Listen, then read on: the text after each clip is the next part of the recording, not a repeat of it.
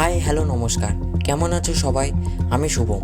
আর তোমারও কি milky way Galaxy সম্পর্কে জানতে ইচ্ছা করে? তাহলে এই ভিডিওটা তোমার জন্যই। তুমি এখন যেখানে বসে এই ভিডিওটা দেখছো, সেখান থেকে শুরু করে সূর্য, পৃথিবী, কোটি কোটি তারা, সব কিছু মিলিয়ে আমরা থাকি এক বিশাল গ্যালাক্সির ভেতরে। আজ এই ভিডিওতে আমরা মিল্কি ওয়ে গ্যালাক্সি সম্পর্কে জানবো। আশা করি এই ভিডিওটা তোমার ভালো লাগবে। মিল্কি ওয়ে গ্যালাক্সি হলো আমাদের অ্যাস্ট্রোনমিক্যাল বা কসমিক হোম। এখানেই আছে আমাদের সোলার সিস্টেম, সূর্য, পৃথিবী আর আমরা। এই গ্যালাক্সিতে আছে প্রায় 100 থেকে 400 বিলিয়ন তারা। মিল্কি ওয়ে শুধু তারা দিয়ে তৈরি না, এখানে আছে প্রচুর cosmic dust, gas, dark matter. এগুলো থেকেই নতুন তারার জন্ম নেয়।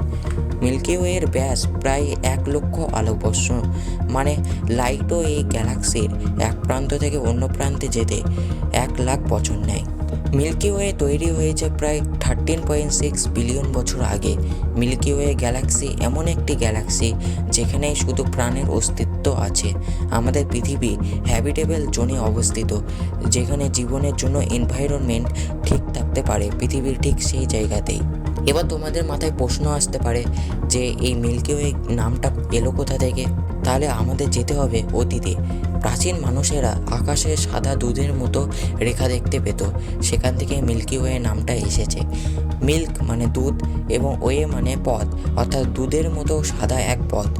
মিল্কি ওয়ে গ্যালাক্সি অনেক নামে পরিচিত, যেমন ভারতীয় সংস্কৃতিতে আকাশগঙ্গা, চীনা সভ্যতায় সিলভার রিভার, নর্সদের মতে দেবতাদের পথ, এমন নাম প্রচুর আছে।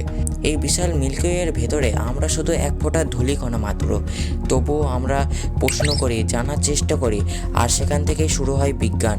যদি এই ভিডিওটা তোমার ভালো লেগে থাকে তাহলে লাইক, সাবস্ক্রাইব করতে ভুলো না। কমেন্টে বলো পরের ভিডিও কোন টপিকের ওপর বানাবো।